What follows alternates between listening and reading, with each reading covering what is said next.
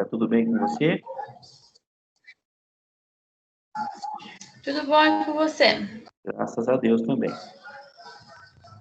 Então vamos lá, aquecer as nossas turbinas? Vamos lá, formalmente para ficar aqui na nossa gravação, né? A Carolina, a Érica, o Vitor, o William, uma boa noite. Vamos iniciar aqui, né? A nossa aula de hoje. Vou colocar na tela aqui o material. Boa noite, Carol. Agora você chegou, né? Muito bem. Estava trabalhando. Ah, estava trabalhando. Fazendo pudim ou estava trabalhando no escritório? Não, na padaria. Que maravilha. Muito bom. Seja bem-vinda, tá? Obrigada. Vocês estão vendo aí o material na tela? Sim. Muito bem. A gente sempre começa, né, com essa reflexão, que tem bastante a ver com auditoria, né? E, na verdade, a gente não faz porque é para cumprir regra ou porque tem uma punição, né? A gente faz porque é boa prática, porque tem a ver com ética profissional. Sempre. Esse é o nosso lema para essa nossa matéria do primeiro semestre. Ou melhor, do primeiro bimestre aqui no segundo semestre. E aí, pessoal, a gente chega aqui na nossa 7ª semana, que maravilha, né? Há quase 2 meses, pós o feriado aí de 7 de setembro, que foi muito bom, né? Para poder aquecer as turbinas aí no descanso, e a gente retoma aqui. Hoje, nós vamos tratar, né? Basicamente, são 3 temas: estimativa contábil, continuidade da entidade e eventos subsequentes, né? Afeitos à questão de normas e regras da auditoria. São 3 capítulos bem curtos do nosso livro-texto, por isso a gente condensa ele numa única aula, né? Para dar para vocês essa revisão. Entretanto, a gente considera aqui, né, aonde está ali, qual é o capítulo do livro, para que vocês possam se nortear. Apesar da gente ter aqui, né, capítulo 12, estimativas contábeis, tem basicamente aqui, né, 5 temas, continuidade normal das atividades tem quase 10, mas são capítulos curtos, é uma leitura bastante agradável, né? E transações com eventos subsequentes. Deixa eu admitir aqui a Miliana, que está entrando com a gente também. Olá, Miliana, boa noite, seja bem-vinda. Espero que esteja tudo bem com você. E a gente já está aqui na execução da nossa aula, tá bom? Boa noite, obrigado. Estou bem. Ok. Boa noite, muito bom. Bom, aí a gente começa o nosso primeiro tema, que é estimativas contábeis. Sempre trago para vocês, né, essa aberturinha do resumo, qual é a norma técnica de auditoria que embasa esse nosso tema sobre a ótica da auditoria, e trago para vocês aqui, né, uma igualdade. Quando falamos de estimativa contábil, estamos falando de incertezas inerentes. O próprio nome já diz. Quando a gente olha para a nossa máxima, o que norteia, então, essa nossa norma de auditoria?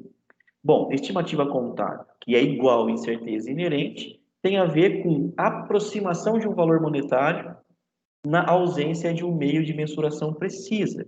Como o próprio nome já diz, é uma estimativa. E a estimativa existe e é aplicada em função de uma incerteza inerente a um processo, a um ato ou a um fato contábil. Tá?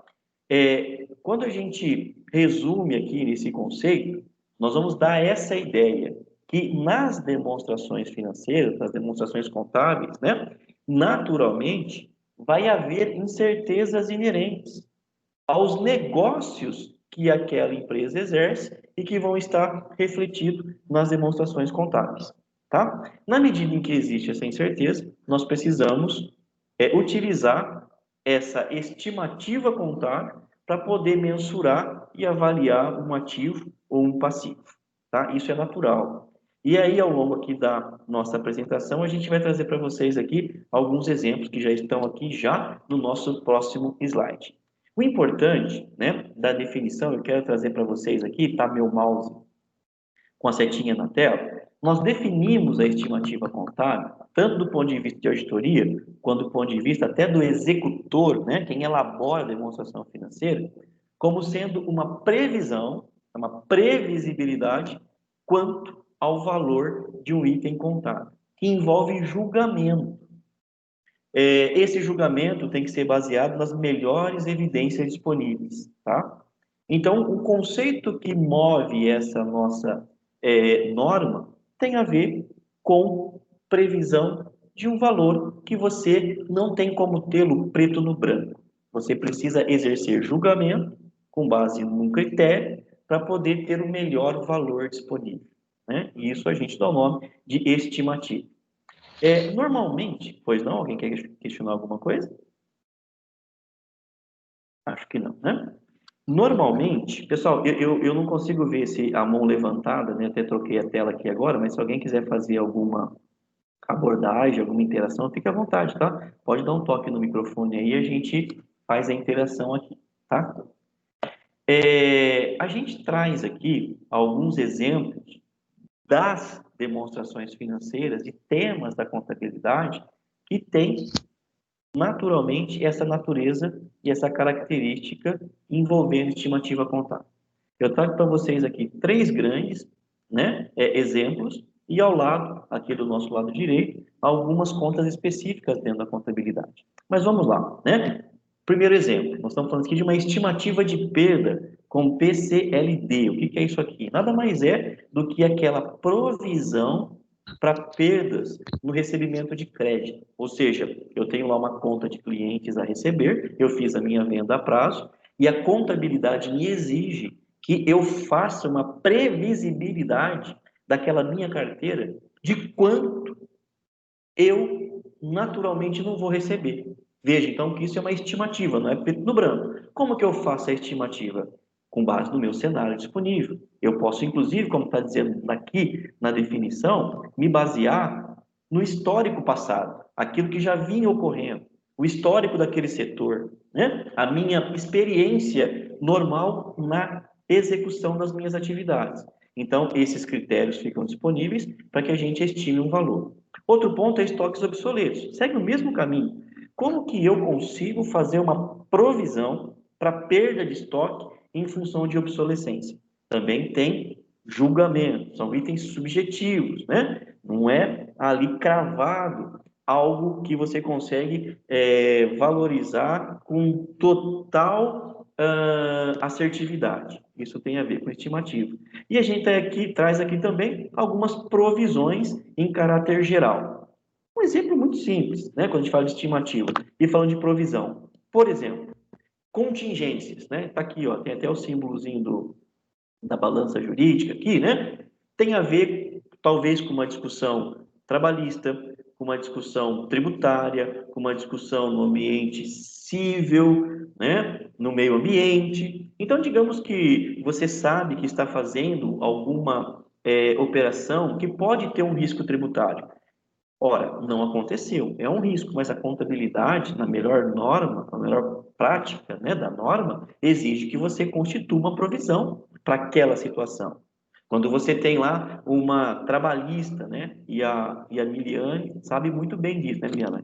Porque ela trabalha na área trabalhista. Quando o empregado entra contra a empresa, né, exigindo ali as verbas que não foram pagas no período normal de trabalho, tem um pedido astronômico. A contabilidade não vai registrar como provisão aquele pedido astronômico, mas ela vai se basear, se calcar em alguns critérios disponíveis para ela, para que ela possa fazer uma estimativa confiável daquele valor. Tá certo? O mesmo é para garantias. Por exemplo, a empresa vende, ela dá garantia. Agora, como que ela consegue mensurar no balanço dela as despesas que ela vai ter com garantia? Tem que ter um critério estabelecido. Não pode deixar zero no balanço, né? Então, tudo isso tem a ver com estimativa. Perdas em geral, vida útil dos ativos, provisão para impairment. A gente até falou de impairment nas aulas passadas, né? Que é aquela redução ao valor recuperável do ativo. O valor do ativo está cheio e se tem alguma situação que eventualmente, né, nos dá a previsibilidade que aquele ativo não vai ser realizado, a gente tem que fazer uma provisão para isso. Então, tudo isso envolve estimativa. Veja que não é algo preto no branco, como eu tenho dito para vocês. O que é importante aqui, né, com o Dr. César, e só ele chama César, tá? Dr. César, vocês guardem bem o nome dele. Dr. César está dizendo para ele o seguinte, ó, importante, o cálculo da estimativa contábil é exclusiva responsabilidade da administração da empresa, não do auditor. O auditor, ele vai avaliar se aqueles critérios estão bons. Mas a responsabilidade por calcular a estimativa, organizar os critérios, é da administração da empresa, certo? E quando a gente fala aqui, né, ou melhor, a gente não, o Dr. César está falando para a gente, que isso é responsabilidade da empresa, eu trago para vocês aqui nessa tarja vermelha, né, o auditor deve obter evidência apropriada e suficiente para poder revisar e investigar toda essa base, né, de cálculo que a administração da empresa está apresentando como estimativa contábil, certo? Quando a gente olha para a norma, ela apresenta dois grandes conceitos importantes para a gente que o auditor tem que se basear. E aqui, essa norma é direcionada para o trabalho do auditor. Tá? E eu trago para vocês aqui. Tem a ver com incerteza e tem a ver com tendenciosidade. Por que isso, pessoal? Ora, quando a gente olha na visão do processo de auditoria, a responsabilidade de calcular a estimativa é da administração. E pode ter uma certa incerteza. Ou seja, aquela estimativa é suscetível à falta de precisão. É natural do processo. Como que eu posso prever uma perda de cliente? Ou de recebimento de cliente? Como que eu posso prever uma contingência para uma discussão tributária? Portanto, é suscetível à falta de previsão. Portanto, incerteza. E algo bastante complicado. Tendenciosidade. O que é isso? Falta de neutralidade da administração. É quando a administração ela quer usar um critério para calcular uma estimativa que traga para o resultado um cenário positivo. Por exemplo, eu quero minimizar o impacto daquela provisão trabalhista. Eu quero minimizar o impacto daquela provisão para contingência. Pode. Então, o auditor ele tem que estar muito, né, atento sobre a forma de mensuração. E aí está aqui, o auditor avalia os riscos de distorção relevante. Se ele entender que no ambiente daquela companhia, aquela mensuração está com falta de neutralidade ou uma incerteza muito grande, seja tendenciosidade ou incerteza, ele vai lá, né, e faz a indagação e pede para que o processo seja refeito. Tá bom? No dia a dia das operações, eu trago para vocês aqui essa setinha amarela como prática. O que a gente tem visto como auditor, né? Quais são as contas mais sensíveis, onde exige estimativa e aonde tem muita falta de precisão e, por vezes, bastante falta de neutralidade da administração. Instrumentos financeiros complexos, derivativos, principalmente, né? Que exige uma estimativa de cálculo, imobilizado destinado à venda, combinação de negócios, partes relacionadas. Isso aqui é uma maravilha, né? Quando tem lá, né, a empresa da família, da esposa, do sócio, do tio, que relaciona com a companhia para mensurar o valor, né, de mercado. É bastante complicado. E aí as premissas de mercado como um todo, particularidade do setor que atua, dentre outros, né? Para a gente calcular, por exemplo, uma taxa de desconto baseado, né, no custo de capital daquela companhia. Por vezes a administração não ela não é independente e isso acaba trazendo um problema relevante para a auditoria nesse tema estimativa contábil, tá? Então, olhando todo esse cenário, a gente traz para vocês aqui, né, uma conclusão. Lembrando, estimativa tem a ver com incerteza inerente e é você então calcular o valor mais próximo da realidade possível. Como conclusão, o entendimento dos procedimentos de estimativa contábil é importante para o auditor planejar a natureza, a oportunidade e a extensão dos procedimentos de auditoria. Por quê? Porque, no fim, ele vai, de certo modo, na opinião dele, atestar que aqueles valores estão colocados no balanço na melhor estimativa possível, que ele se confortou de que aquele é o melhor valor. Portanto, é um cuidado muito grande e um risco muito grande do auditor, né, dar essa opinião. Então, ele precisa entender muito bem tudo isso e, na hora de endereçar as premissas e validar os critérios, ele precisa, né, ter bastante suficiência, né, para poder atestar isso. Tá ok, pessoal? Então, tudo que nós falamos aqui tem a ver com estimativa contábil, tá? Vocês vão anotando, por favor, se vocês não quiserem falar aqui agora durante a aula gravada, Vão anotando aí no caderninho de vocês, do ladinho aí, né, na parede, se for o caso. Quem estiver tomando banho, escreve no box do banheiro. A dúvida para que na segunda parte da aula a gente consiga fazer uma discussão produtiva com vocês, tá? Aí a gente vira a nossa página e vamos para o segundo tema da nossa aula de hoje, que tem a ver com continuidade normal da entidade. Isso daqui, né, ela tem uma norma técnica de contabilidade geral, que é essa norma NBCTG 26, e tem a norma de auditoria NBCTA 530. Pessoal, aqui é muito tranquilo, tá? Qual que é a essência envolvida nesse conceito? Ora, as demonstrações financeiras, elas são elaboradas sob o pressuposto de que aquela entidade não vai morrer o ano que vem. Ela vai estar em continuidade operacional. É a nossa máxima aqui. A entidade é vista como continuando em operação em futuro previsível, tá? E aí a auditoria, ela vai validar isso, de certo modo, mesmo que indiretamente, ela vai, como que ela valida isso? Quer dizer que é um atestado de continuidade. Mas para o leitor da demonstração financeira auditada, que não tem nenhuma abordagem de problema na continuidade, vai entender que o auditor, né, passou pelos principais pontos inerentes à continuidade e que aquela empresa estaria livre dessa situação. Eu trago para vocês aqui, né, a definição, é isso que eu estou dizendo para você, é avaliar a capacidade de continuidade daquela empresa auditada. Eu trago aqui, né, um exemplo da pandemia causada pelo Covid-19, e se vocês estiverem acompanhando, principalmente publicações do CRC, gente, toda semana tem 10 encontros no CRC falando causas da Covid-19, cuidado, né, com o balanço, impactos no balanço. Por quê? Pode ser que algum segmento da economia tenha um indicativo muito forte de falta de continuidade, de falência, por conta desse problema causado pela pandemia. Então, o auditor tem que estar, né, bastante afeito a esta situação e quais os impactos para poder, de fato, ali, né, confirmar se aquela empresa estaria suscetível ou não à continuidade operacional.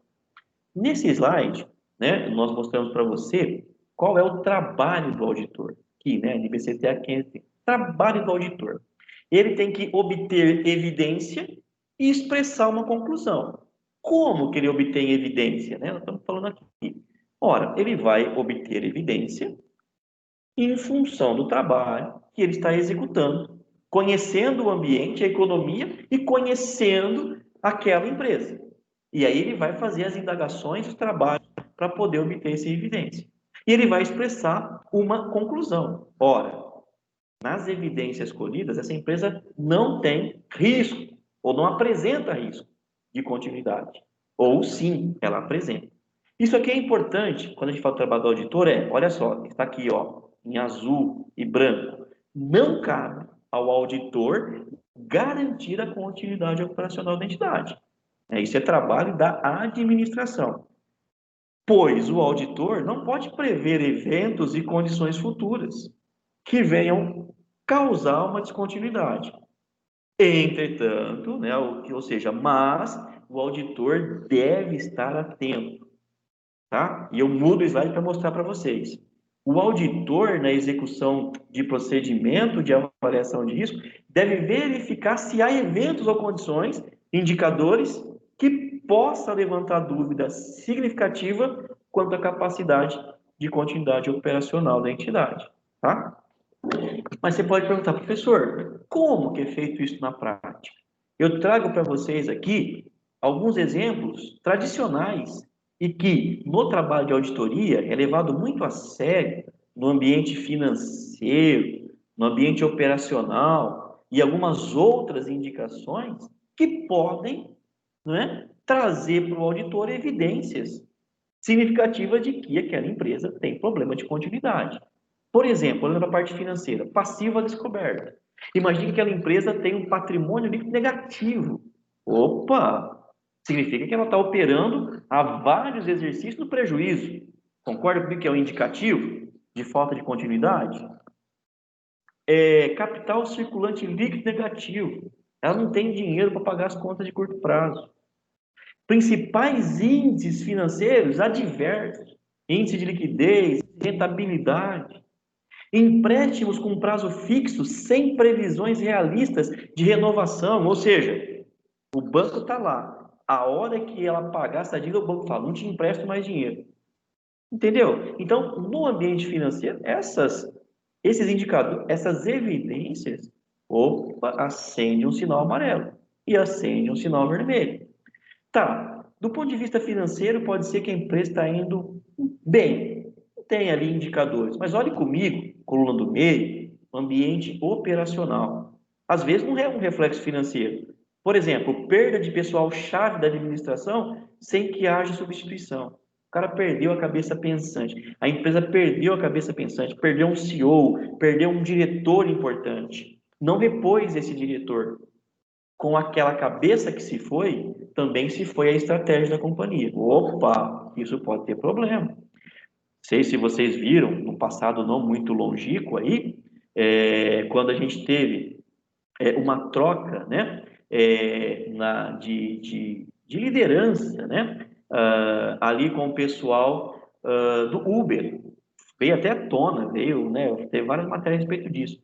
Né, trocou o líder, as ações despencaram porque o mercado entendeu que aquela estratégia foi mitigada. Vamos num caso mais, talvez palpável para vocês. Quem que não usa um Apple da vida, né? Lembra quando o Jobs saiu no primeiro momento da empresa, até ele foi se aventurar lá, né, na DreamWorks lá e tal, enfim, as ações caíram sobremaneira, o negócio ficou fadado ao fracasso, tanto que ele precisou voltar depois para que a empresa pudesse se manter, tá? Agora, lógico, né, que Deus o tenha nos altos céus, mas o mercado posicionou, entendeu que a estratégia está guardada, que tem uma liderança forte, enfim.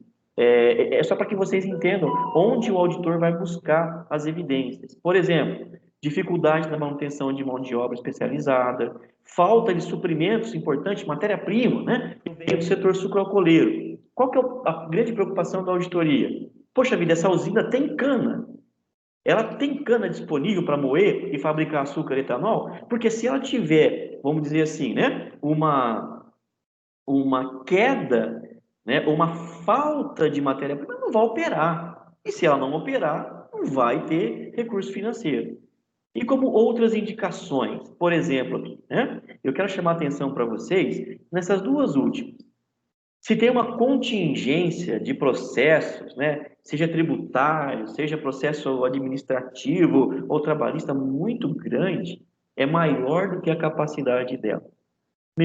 Esse negócio não vai longe. Eu estou atendendo uma empresa aqui na nossa região, agora a gente conseguiu entrar com um pedido, né, de recuperação judicial, mas era isso. A soma dos passivos dela era muito maior do que a geração de caixa. Essa empresa não ia ter continuidade. E que precisa entrar com um processo de recuperação judicial, a auditoria vai dar um parecer? Lógico que não, né? Para tentar salvar ela. Mas ela tem problema sério de continuidade. Outro ponto, alteração na legislação ou na política governamental que afetem a entidade, tá certo? Digamos que uma empresa trabalha no ambiente financeiro como um atravessador e amanhã o Banco Central, não tem mais atravessador no ambiente financeiro. O que acontece com essa empresa? Some, né? Então, o auditor está preocupado com todo esse ambiente para poder fazer o quê? Colher as evidências sobre a existência ou não de fatores, indicadores, situações que possam trazer dúvida significativa quanto à capacidade de continuidade operacional da entidade. Ficou claro para vocês, pessoal? Espero que sim. Para concluir esse tema de continuidade, né?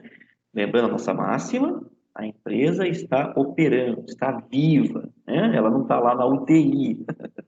É mais ou menos isso o contexto. Ela não está com Covid, né? O Covid está aí, mas ela não pegou o Covid. Se ela estiver lá no respirador, opa, o auditor vai ficar bastante preocupado.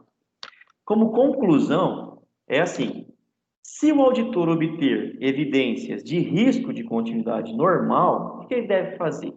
Tudo que nós falamos até agora. Ele obter evidência de fato a empresa está, de certo modo, caminhando para a UTI, né? Ora, ele precisa identificar o motivo que se apresenta e o risco daquela situação. Falando de Covid-19, por exemplo, olha, o motivo aqui é a pandemia. Qual que é o risco? Essa empresa, ela atua no comércio X, que foi frontalmente afetado pela Covid. Ela não tem condição de se manter, entendeu? Avaliar os efeitos nas demonstrações contábeis, especialmente quanto à realização de ativos, né? Se ela vai ter condição de realizar aqueles ativos que ela tem. Principalmente, um ativo é geração de caixa. Mencionar em parágrafo de ênfase no relatório dos auditores, que é o parecer, esses efeitos, para que os usuários tenham a informação adequada. Nós estamos falando parágrafo de ênfase. Agora, se a empresa já estiver na UTI, né, ele não vai dar nem parecer, vai ser um parecer com ressalva ou até com opinião adversa, porque a empresa, se estiver num contexto desse, né, ele nem pode emitir um parecer favorável, tá? Agora, se é uma questão ainda de risco, ele vai fazer um parágrafo de ênfase para que o mercado tenha consciência disso. Tá bom, pessoal? E a gente conclui, então, nessa nossa aula, esse nosso segundo tema. E a gente vai para o terceiro e último tema, que tem a ver com eventos subsequentes. Né? Eventos subsequentes. Para ser mais puro em relação à norma, ela fala transações e eventos subsequentes. Tá? Do ponto de vista de auditoria, isso está na NBCTA 560. Vamos lá. Eventos subsequentes é igual o mesmo que após a data do balanço. Entendam aqui a data do balanço, pessoal, importante isso, né? Não é a data que você faz o balanço ou conclui o balanço, mas é a data de encerramento do exercício. Se a empresa ela está no ano civil, de janeiro a 31 de dezembro, tá bom? Qual que é a máxima em torno desse conceito? É todos os eventos ocorridos entre a data do balanço, que é o encerramento do exercício, e a data do parecer de auditoria, tá? No conceito, nós trazemos para vocês que é tudo aquilo que ocorre nessa lacuna de tempo. Faça uma linha imaginária na sua mente agora. Encerrei o balanço em 31 de dezembro. Digamos que, por suposição, o parecer de auditoria ocorra 15 de abril, eventos subsequentes é tudo aquilo que acontece nesse caminho entre 1º de janeiro do ano seguinte até a data do parecer, que seria 15 de abril no nosso exemplo. Ficou claro para vocês? Espero que sim, né? E no conceito, quando acontecem esses eventos subsequentes, cabe ao auditor avaliar se aquilo que está acontecendo agora, nessa data, ou nesse intervalo de data, não influenciaria os resultados lá daquele balanço que está sendo encerrado. É isso que nós falamos aqui.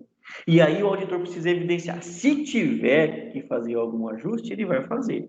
Se ele tiver que simplesmente fazer um parágrafo de explicação, não ajuste, ele vai fazer. É esses dois itens que nós colocamos aqui.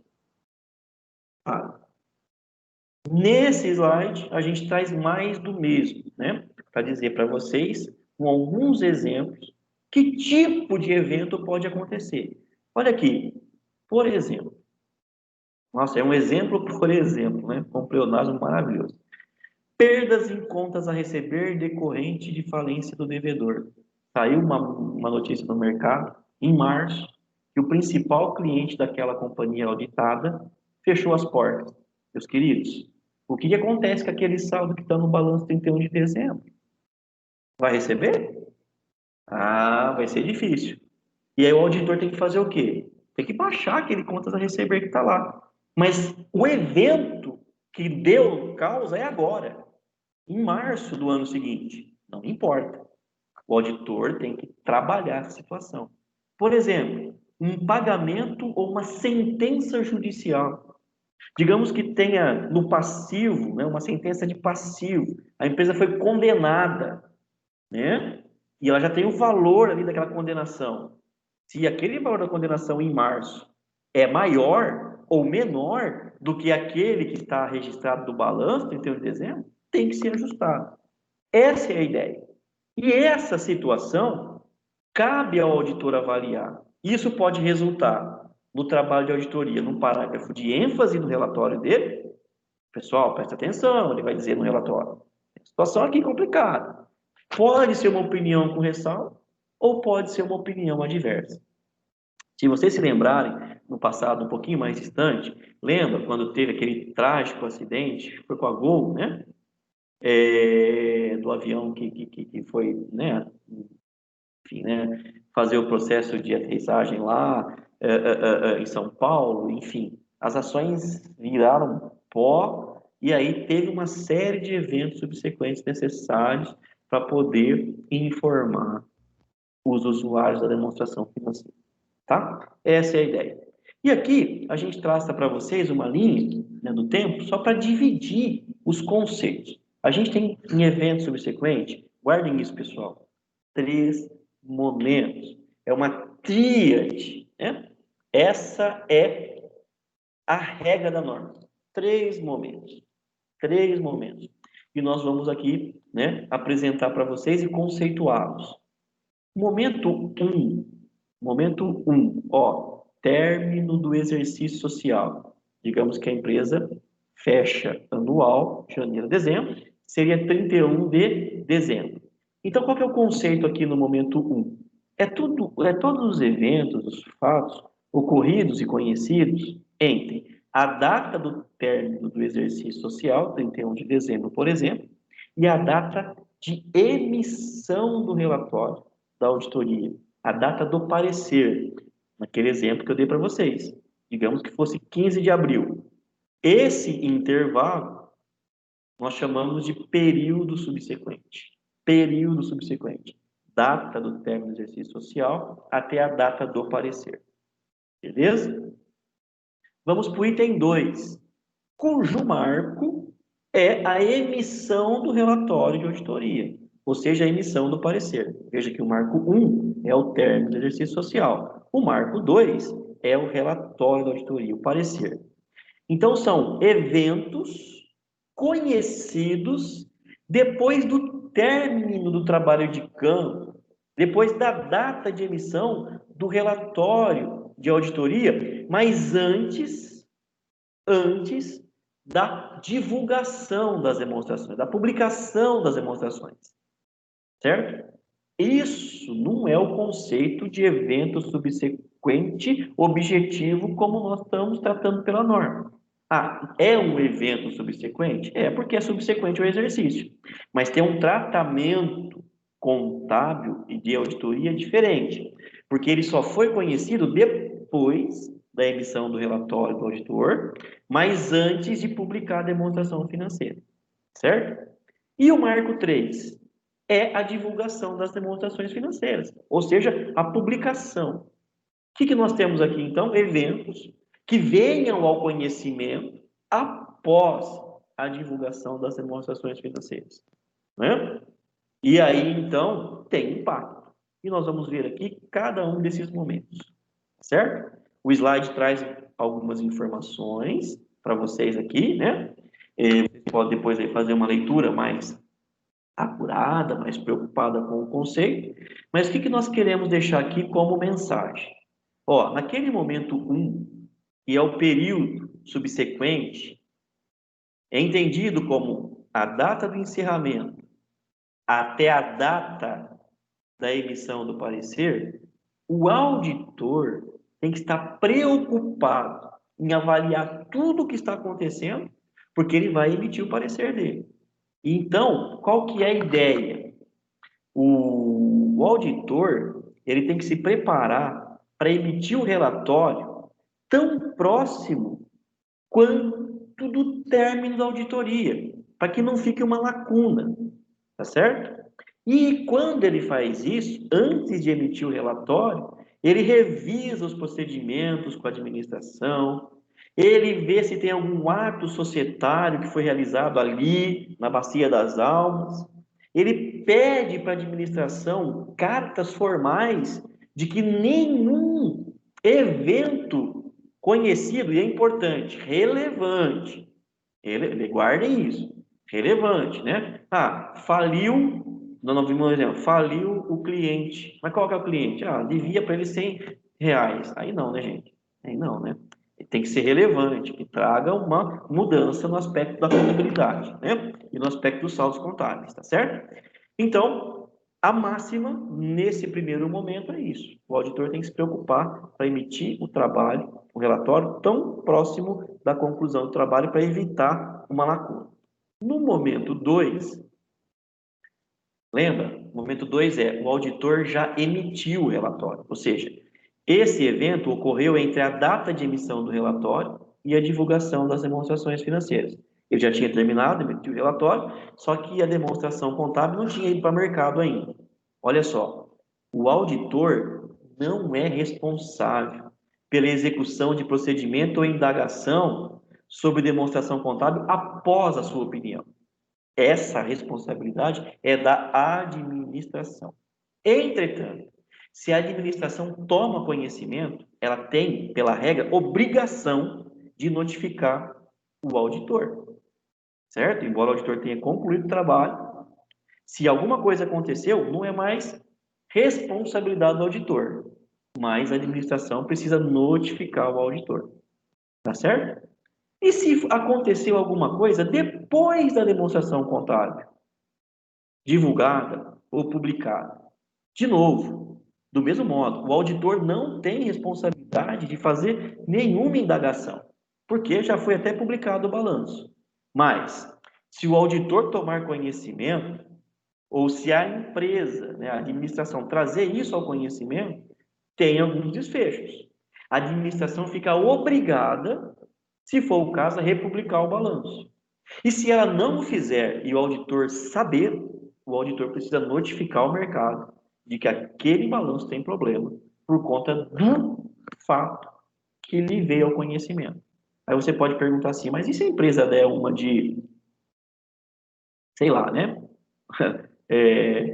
Vamos dizer assim, eu vou ocultar essa informação. A auditoria não vai ser penalizada, porque ela ocultou aquela informação, não é? E se amanhã ou depois deflagrar uma fraude por conta disso, o auditor não vai ser responsabilizado. Porque nesse caso aqui, quem tem a responsabilidade é a administração. Ficou claro isso para vocês, meus queridos? E aí a gente traz um quadrinho para concluir, né, essa ideia do evento subsequente e resume para a gente esses momentos. Momento 1, momento 2 e momento 3. Lembrando que o momento 1 é a data do encerramento do balanço até a data da emissão do parecer. O momento 2 é a data de emissão do parecer até a data da publicação daquela demonstração, ou seja, quando ela se torna disponível ao mercado. E o momento 3 é superior, ou melhor, né, subsequente, posterior à publicação do balanço, posterior ao balanço conhecido pelo mercado.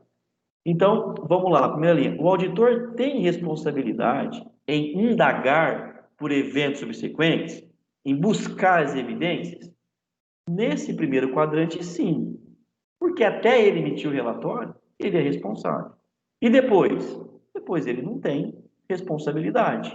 Cabe à administração. Ok? Aí vem uma pergunta. O que acontece quando a administração faz as alterações necessárias? Ou seja, a administração conheceu o evento subsequente, endereçou e fez as alterações necessárias. Ora, se é antes da emissão do relatório da auditoria aqui, o auditor vai emitir uma opinião sem ressalva, porque foi ajustado. Se for antes de publicar a demonstração financeira, mas depois do parecer, o que o auditor precisa fazer? Ele vai emitir um novo relatório, em data posterior às mudanças da administração. É como se ele fosse refazer o trabalho naquela parte que foi alterada. Tá bom? E se foi depois de publicado o balanço? O auditor precisa emitir um novo relatório, com parágrafo de ênfase, posterior à data de modificação, informando o mercado o que aconteceu. Mas ele publica de novo aquele parecer, né? Agora vamos uma situação inversa. O que acontece quando a administração não faz as alterações necessárias? Teve um evento subsequente, o auditor, até a data da emissão do parecer, tomou conhecimento, mas a administração não quis ajustar. Nesse caso, o auditor vai emitir uma opinião com ressalvas ou uma opinião adversa. Por quê? Porque a empresa não ajustou aquele procedimento. A gente viu algo parecido naquele caso de Brumadinho, né? Quando vê aquela, né, aconteceu todo aquele percalço, aquela situação, no balanço não tinha vestígios de uma possível provisão para um ato daquele, certo? E então a administração foi penalizada, não o auditor, porque eram eventos que estavam sob a responsabilidade da administração e ela guardou isso a sete chaves, tá bom? Bom, mas e se aconteceu isso pós a data do parecer, mas a administração não ajustou? Ou seja, o auditor vai lá antes de publicar as demonstrações financeiras e emite um novo parecer com opinião ressalvada ou adversa, tá bom? Mas e se o fato ocorreu depois da publicação, o auditor tomou conhecimento, a administração não ajustou, diferente da linha anterior, tá vendo aqui, ó? O que o auditor precisa fazer? Ele vai tomar medidas para impedir que o relatório seja utilizado por terceiros. Ele vai ao mercado e vai anunciar, pessoal, esse relatório aqui está errado. Vai via CVM, via Bolsa de Valores, né? Se for no ambiente de companhia fechada, vai fazer lá uma notificação no Diário Oficial, enfim, para que os usuários das demonstrações contábeis tenham consciência, né, de que aquela demonstração ela está prejudicada em função de um evento que ocorreu depois da data do balanço, mas que o efeito daquele evento vai impactar naquele saldo de balanço. Ou seja, aquela receita no balanço pode não estar adequada, aquele patrimônio líquido do balanço pode não estar adequado. Por quê? Pode ser que a gente tenha que fazer uma provisão, né? Imagine vocês, por exemplo, né, que está lá fechando o balanço, está para emitir o parecer de auditoria, vem uma notícia. Olha, a principal fábrica desse cliente, ou dessa indústria, ou dessa entidade, estourou uma caldeira, morreu 100 pessoas, paralisou a fábrica. Pessoal, concorda comigo que tem que rever todo o contexto de saldos contábeis? Concorda comigo que vai ter provisão para recurso trabalhista, provisão para passivo ambiental, provisão para perda de imagem, provisão para perda de receita. Então, tem que refazer a demonstração financeira lá em 31 de dezembro, porque estourou a caldeira aqui em março. E isso acontece. Tem que refazer lá o balanço de dezembro, porque a gente entrou no cenário de pandemia em março, em abril, né? Se as empresas ainda não haviam publicado o balanço. Entendeu? Então, é esse o conceito e o contexto que permeia evento subsequente. É um tema super, né, delicado e muito preocupante no ambiente da auditoria. Tá bom? E com isso, então, a gente termina aqui, né, esses três temas, lembrando lá, os temas que nós vimos hoje, pessoal: estimativa contábil, né? Primeiro tema. O segundo tema foi continuidade operacional da companhia. E nós vimos aqui agora eventos subsequentes, tá certo? E nós vamos então aqui nesse momento fechar aqui, né, a nossa aula gravada e a gente volta, né, daqui alguns minutinhos para a gente fazer a segunda parte da nossa aula, interagindo com vocês, apresentando alguns exercícios que eu trouxe aqui, inclusive alguns deles estão lá no nosso questionário para avaliação da nota, né? Ou melhor, avaliação para dar nota dessa aula de hoje e já se preparando para a realização da P1, certo? Então, eu quero agradecer a companhia de vocês até esse momento. Eu vou fechar essa aula, mas não vou fechar a sala, portanto, se vocês quiserem tomar uma água, né? O façam, e nós voltamos aqui às 20 horas. Então, nós temos aí 7 minutinhos para a gente tomar uma água e voltar aqui para a gente abrir a segunda parte da nossa aula de hoje, discutindo os exercícios. Não precisa, eu não vou fechar a sala, você pode tomar água e voltar rapidamente, tá certo, pessoal? Um grande abraço para vocês e a gente volta em alguns minutos, mais precisamente 7 minutos. Até já.